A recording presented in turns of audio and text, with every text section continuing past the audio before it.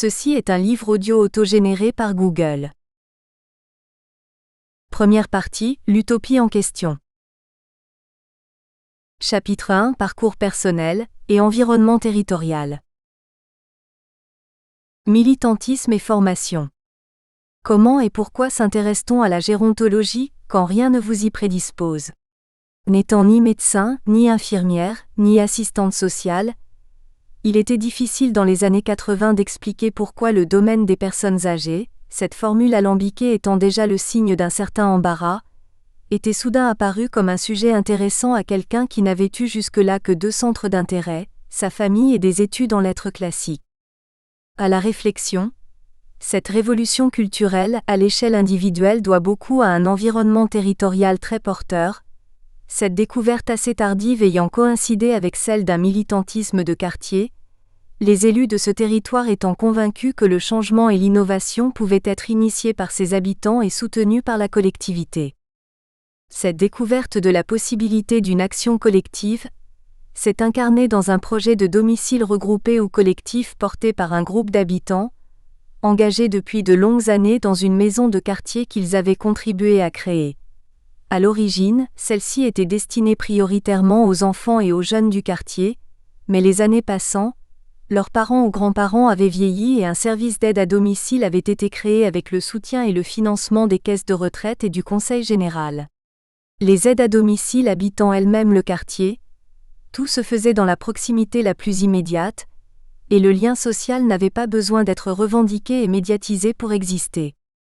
Ce contexte explique pourquoi ces acteurs de quartier, professionnels ou non, étaient particulièrement sensibles au fait que les personnes aidées ne pouvaient pas toujours continuer à vivre dans leur domicile, celui-ci étant alors souvent vétuste, et à y recevoir des soins, notamment quand une présence de nuit était nécessaire.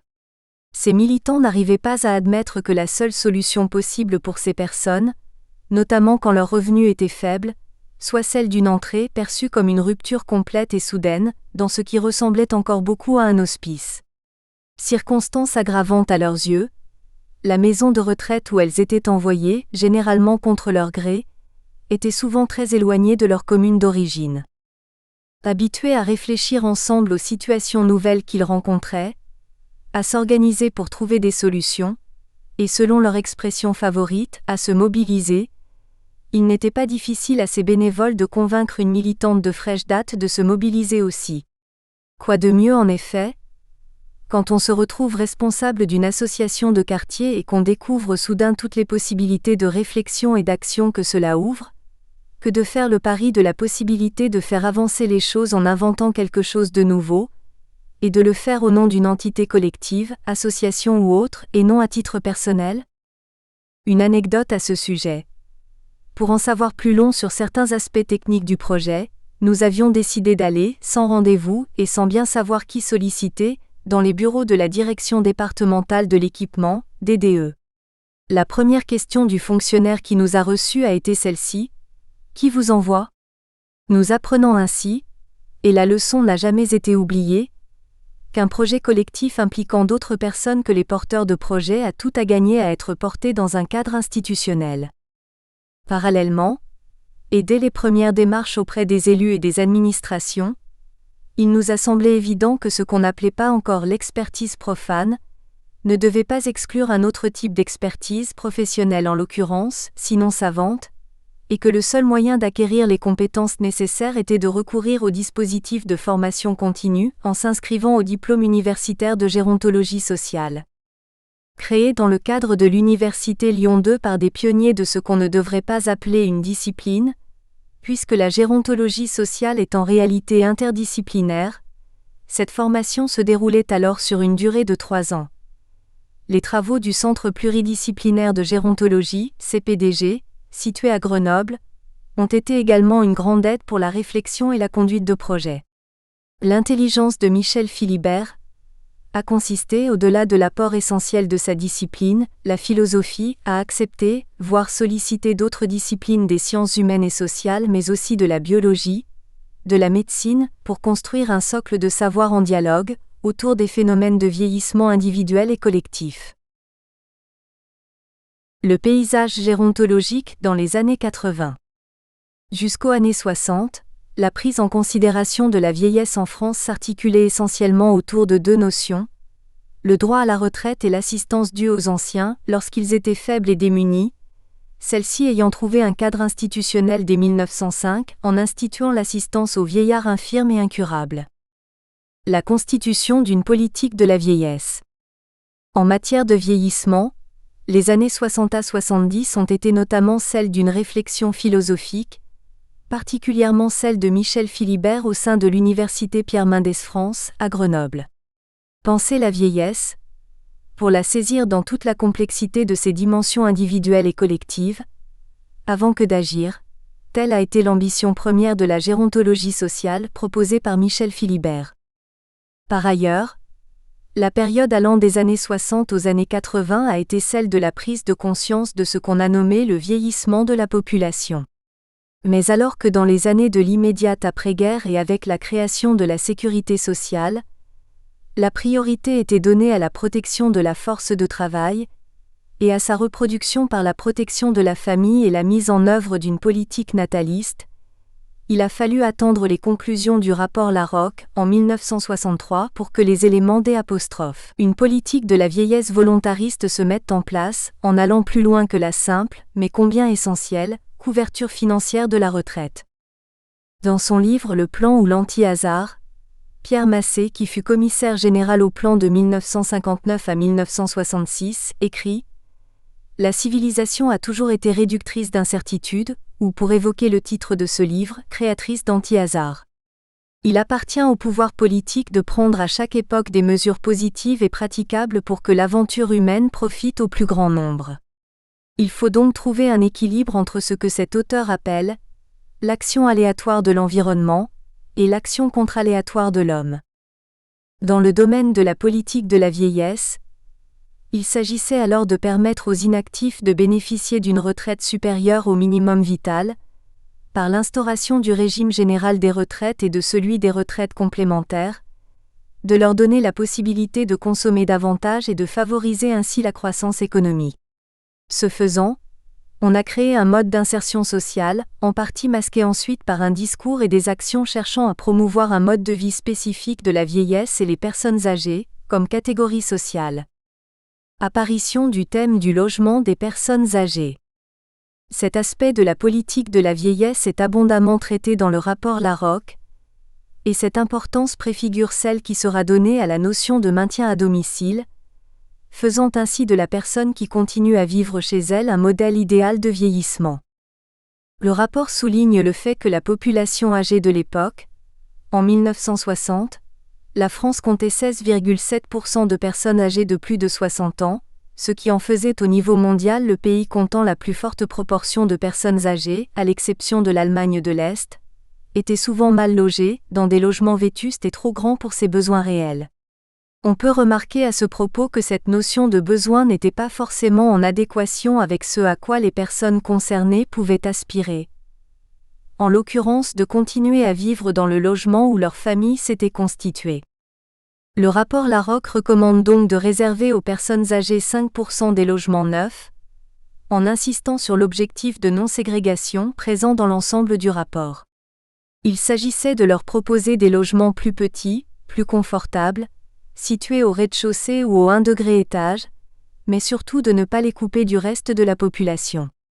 Le rapport recommandait que pour l'ensemble des logements sociaux réservés à cette population, les 2/3 soient situés dans des immeubles destinés à tous les âges, et qu'un tiers seulement relève de programmes plus spécifiques, en l'occurrence des programmes de foyer logement.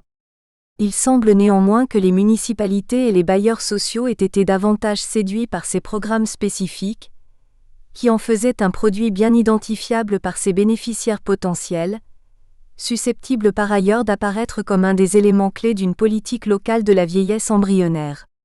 Ce choix, parmi d'autres, a sans doute contribué à isoler la population âgée dans les représentations.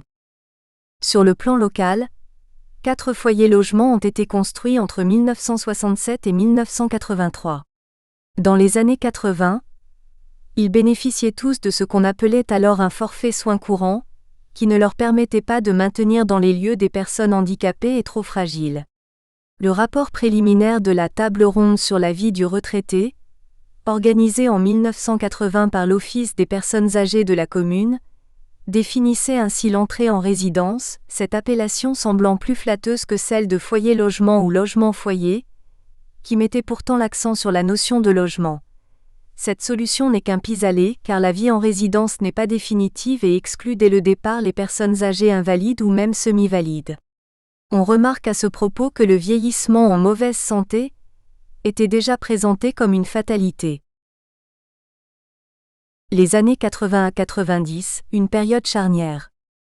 Le début des années 80 a été une période charnière, encore suffisamment proche des grandes avancées des années 70 en termes de la politique de la vieillesse, soutien à la vie à domicile par la création de services d'aide à domicile, et à partir de 1981, de services de soins à domicile pour que tout semble encore possible. Tout n'était pas encore complètement gangrené par la construction sociale de la notion de dépendance, qui a contribué à ce que la vieillesse soit considérée comme un problème de prise en charge et un fardeau, et non comme une évolution normale et une chance pour les individus et la société. Dans son ouvrage « Les malentendus de la dépendance », Bernard Ennuyé indique que la première apparition de ce terme en France date de 1973.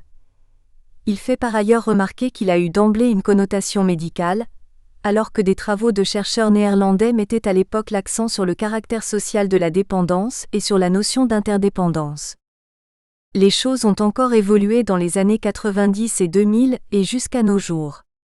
Depuis les années 1990 et plus encore en 2010, les problèmes de la vieillesse font l'objet d'une médiatisation, qui relaie diversement les débats politiques et sociaux consacrés à la prise en charge de la vieillesse, et suscite de nombreux mouvements d'opinion.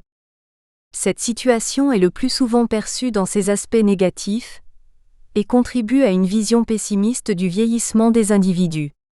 La déformation de la pyramide des âges, si souvent utilisée comme preuve à charge du vieillissement dramatique de la population française, est à mettre en lien tout autant avec l'allongement de la vie qu'avec le recul de la natalité et des mouvements migratoires. Une déclinaison locale de la politique de la vieillesse nationale. Mais revenons aux années 80, pour comprendre comment les politiques publiques de l'époque étaient perçues localement, et ce qui pouvait laisser penser que l'innovation était possible. Le thème de la dépendance n'avait pas encore complètement envahi le champ de la politique de la vieillesse et on pouvait lire sous la plume de Joseph Franceschi, alors secrétaire d'État aux personnes âgées, « L'innovation sociale est ancrée dans l'expérimentation, les idées ne valent que mises à l'épreuve du réel, elle est souvent un véritable combat. Comme telle, elle exige à la fois pragmatisme, énergie, action militante, voire engagement idéologique. Pour les militants de l'action sociale, ces mots pouvaient être perçus comme un véritable permis d'innover. Nous verrons dans le cours de cet ouvrage que les choses ont radicalement changé en 30 ans. La question de l'engagement et de l'innovation a également été centrale quand il s'est agi de participer en 1983 à la préparation et à la tenue des Assises nationales des personnes âgées et des retraités. Cette concertation ouverte à tous a pour objectif que toutes et tous puissent s'exprimer, sans discrimination, pour que les idées forces, les propositions qui se dégageront aux différents niveaux puissent être reprises à L', échelon le plus vaste, passant du quartier à la commune, du hameau au canton, et de là, aux collectivités départementales et régionales. Nous verrons plus loin que ce programme ambitieux était sans doute plus apte à conforter les projets existants, qu'à susciter l'envie de l'innovation chez les personnes directement concernées. Demander à quelqu'un ce dont il a besoin, c'est l'obliger à se référer dans sa réponse à ce qu'il connaît, à ce dont il a l'expérience et qui le satisfait. L'innovation est souvent nécessaire pour répondre plus profondément à ses besoins. Ce discours et ces actions ont naturellement trouvé un écho au niveau de la politique locale, parce qu'ils correspondaient à ce que les élus et les associations constataient dans la population vieillissante, et que les uns et les autres étaient autant plus enclins à entrer dans cette dynamique, que des financements étaient disponibles dans le cadre des plans successifs, et notamment les 7 degrés 1976 à 1980 et 8 degrés plan 1981 à 1985. Présentés comme des moyens pour améliorer l'insertion sociale des retraités, Ces financements ont porté essentiellement sur leur cadre de vie et leur mode de vie, à travers l'amélioration de l'habitat, l'information, la participation des personnes âgées à la vie socioculturelle, par le canal d'une association de retraités qui deviendra une instance locale de coordination et qui a contribué à l'émergence de ce qu'on pourrait appeler une conscience de classe. Par ailleurs, un financement avait été obtenu dans le but d'améliorer la formation des aides à domicile. Il est intéressant de noter que, plus que l'acquisition de connaissances, il s'agissait de susciter, par les échanges d'expériences entre professionnels, une prise de conscience du rôle joué par les aides à domicile auprès des personnes âgées, et donc de l'importance de ce qu'on appelait le maintien à domicile. Sur ce point, une anecdote racontée par des aides à domicile est révélatrice. Dans le cadre de cette formation, des visites étaient organisées dans les services de l'hôpital gériatrique situé sur la commune. Les personnes âgées, aidées par les services d'aide à domicile, se montraient curieuses de savoir ce que pouvait bien être la formation de celles qu'elles avaient de la difficulté à considérer comme des professionnels. Une des réponses données alors était que la visite des services gériatriques de cet hôpital avait convaincu les stagiaires en formation qu'il ne fallait surtout pas que les personnes qu'elles aidaient soient contraintes d'y finir leur jour. On peut reconnaître là une difficulté à aider les personnes concernées à envisager un éventuel changement de leur mode de vie et de leur cadre de vie. Si on rapproche cette anecdote des recommandations du rapport Larocque, qui soulignait l'importance tout au long de la vie et jusque dans la vieillesse, de l'adaptation de l'homme au changement, on voit qu'on était loin du compte. Il ne semble d'ailleurs pas que les choses aient évolué depuis cette époque, le clivage entre la vie à domicile et l'entrée en institution continuant d'être une constante de la politique de la vieillesse en France. Accompagner le changement semblait pourtant nécessaire, et l'un des moyens qui nous paraissait alors le plus adapté était de créer et de promouvoir un type d'habitat dont les aspects institutionnels soient les plus discrets possibles. Chapitre 2 – Une expérience fondatrice. Le texte qui suit a été écrit en 1985, pendant un des stages obligatoires et bien nécessaires, pour l'obtention du diplôme universitaire de gérontologie sociale après 3 années de formation. Ces formulations assez violentes peuvent choquer, mais elles reflètent bien la violence de ce qui était donné à voir dans cet établissement, volontairement choisi pour sa réputation qui en faisait l'archétype de ce qu'il faudrait dorénavant éviter dans le domaine de l'hébergement des personnes dites âgées. Ce texte a été considéré alors par les professionnels qui l'ont lu comme une manifestation de la souffrance du soignant, confronté à la grande misère morale et physique de personnes dont on ne disait pas encore qu'elles étaient dépendantes, mais qu'on pouvait aisément reconnaître comme des personnes démunies, isolées, souffrantes et malheureuses. Après coup, il a été possible à son auteur d'y reconnaître une motivation à changer les choses, déjà à l'œuvre dans l'embryon de projets de quartier relatés plus haut et dans le choix d'une formation en gérontologie sociale. Il ne s'agissait pas d'acquérir une expertise, mais bien de comprendre comment l'avancée en âge et les changements qu'elle induit pouvaient être perçus et accompagnés, et ce qui ne devrait plus être toléré. Ce texte peut être considéré comme fondateur pour son auteur, car son écriture a été l'occasion de libérer des émotions et ce faisant, de conforter une envie latente d'entreprendre autrement. Voici donc ce texte. Vous tous qui entrez pour la première fois à la clinique X, en réalité un long séjour gériatrique, un bon conseil préalable, abandonnez votre odorat à la porte si vous pouvez. Ce qui frappe en effet dans ce genre d'établissement, c'est l'omniprésence de la merde et du pipi. Là je vois déjà des nez se froncer, dégoûtés.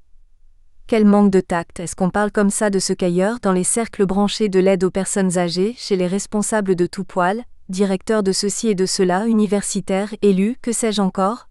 On nomme du beau nom si propre, si convenable, d'incontinence? Ah! Comme c'est utile ce vocabulaire aseptisé des technocrates, et comme elle est moins traumatisante la réalité qu'on nomme ainsi. Vous pensez certainement que j'exagère, que ce stage m'a bouleversé, c'est bien naturel, et qu'après tout on n'y peut rien. L'incontinence, c'est comme la tolérance, il faut des maisons pour ça. Alors, laissez-moi vous raconter une journée comme les autres dans ce long séjour gériatrique. À 7 heures en effet, quelquefois un peu plus tard, car on a tendance à reculer le moment où l'on entre dans l'arène, on va laver les malades, c'est-à-dire qu'on prépare un chariot avec quelques serviettes et gants de toilette, du savon et des robes de chambre qu'on va chercher dans une armoire, aussi vétuste que tout le reste de l'établissement. Mais non, ce ne sont pas les robes de chambre personnelles des pensionnaires. Celles-ci sont interchangeables, ce qui fait que lorsqu'on est pressé, et c'est fréquent, il arrive qu'une toute petite femme disparaisse sous une immense robe de chambre ou le contraire.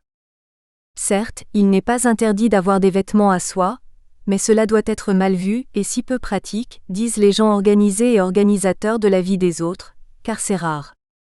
Ensuite, on installe les pensionnaires à la table du petit déjeuner. Mais ne vous faites pas d'illusions. Il ne s'agit pas de les emmener dans la petite salle à manger que les concepteurs de long séjour ne manquent pas d'installer à chaque étage. Mais non, tout se fait sur place, dans le dortoir de 12 personnes, et la faible odeur de chicorée se fait battre à plat de couture par une autre, combien plus puissante. Quelle pitié, direz-vous, de manger ces tartines dans un tel environnement. Eh bien là encore, vous n'y êtes pas du tout, il s'agit bien de tartines. Est-ce que vous n'avez pas encore compris qu'il fallait se dépêcher? Un maître mot?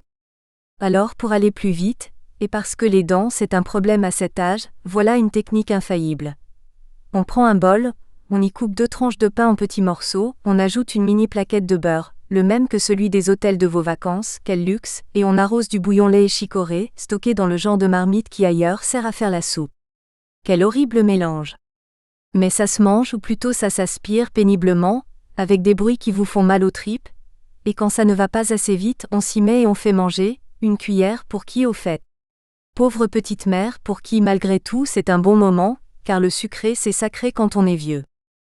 Après cela, on ramasse les bols en vitesse, l'aide-soignante est aussi une serveuse, et on file le plus vite possible vers le réduit insalubre qui sert de cuisine d'étage et où, coincé entre l'évier et la table, les filles de l'équipe du matin déjeunent de bon appétit en se taillant de bonnes grosses tartines.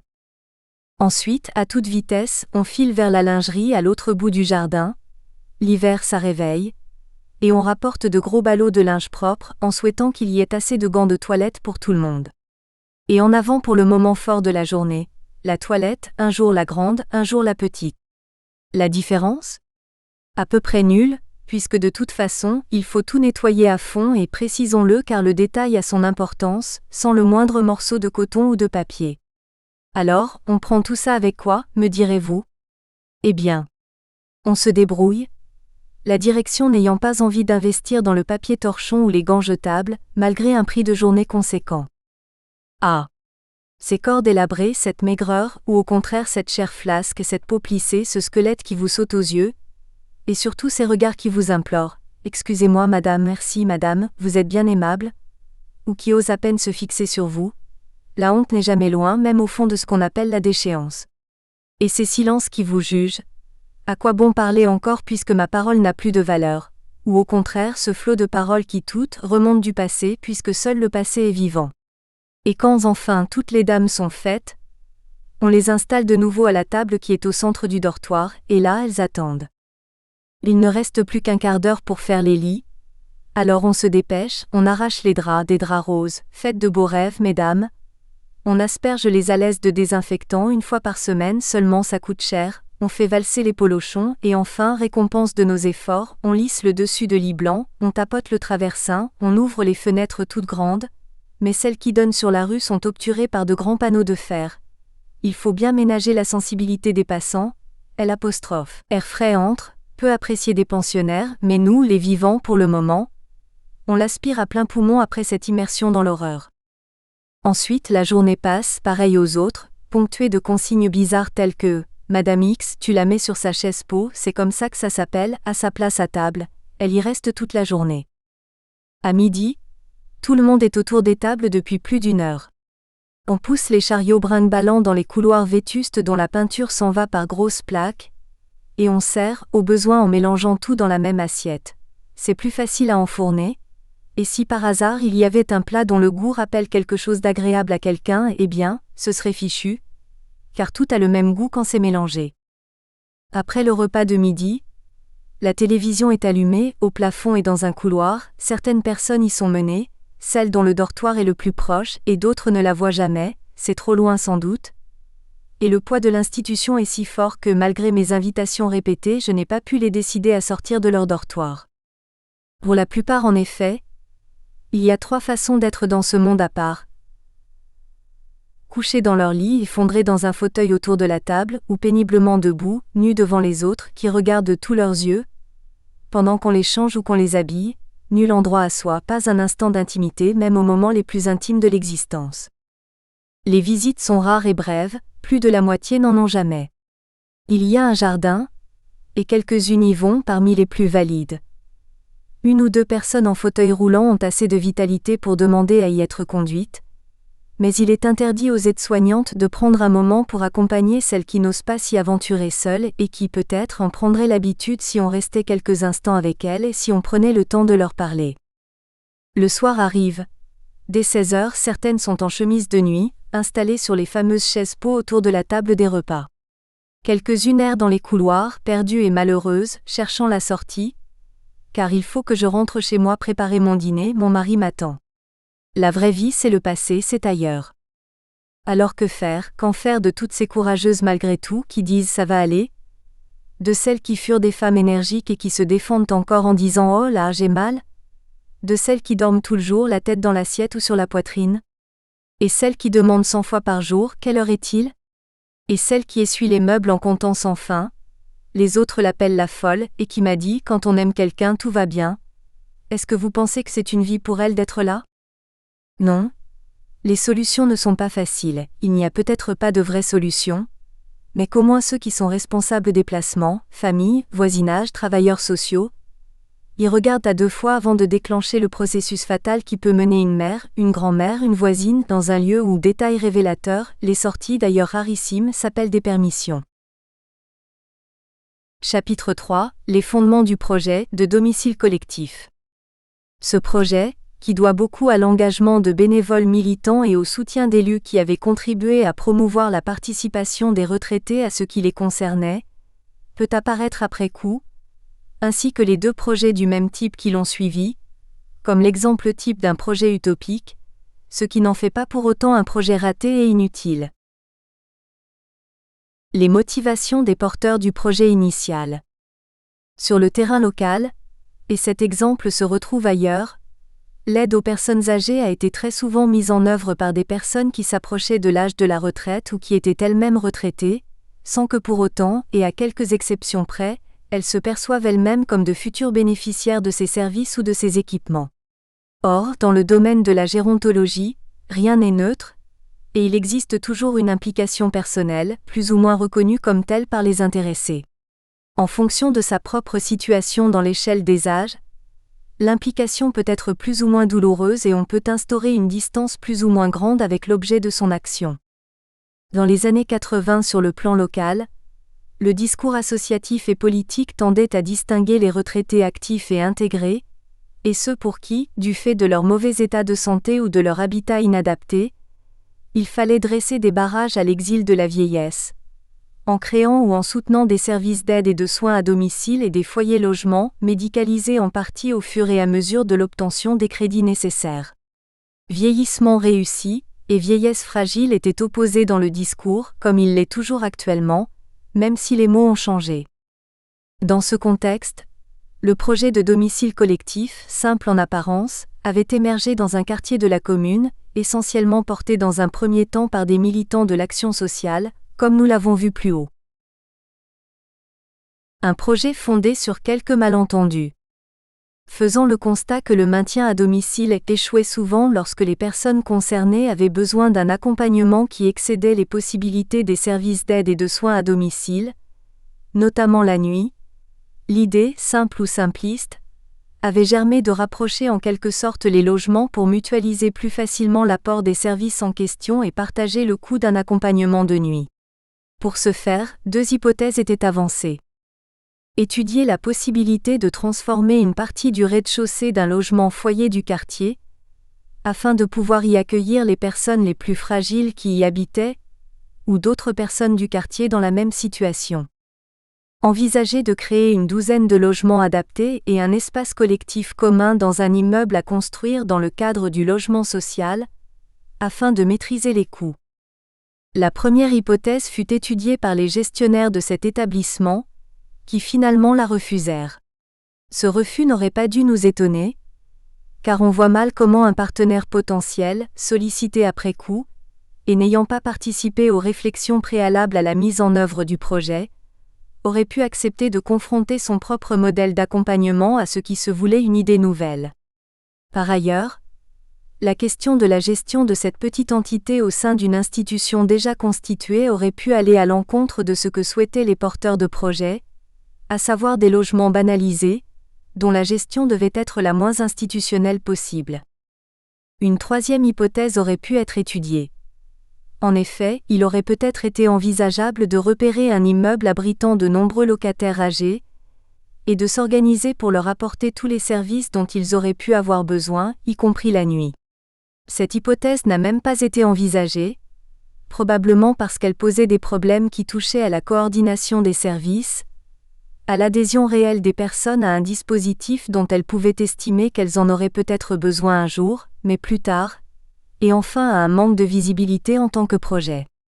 On touche là à une constante sur laquelle nous reviendrons, et qu'on pourrait appeler la prégnance du projet de construction, son aspect évident en termes d'offres institutionnelles et politiques.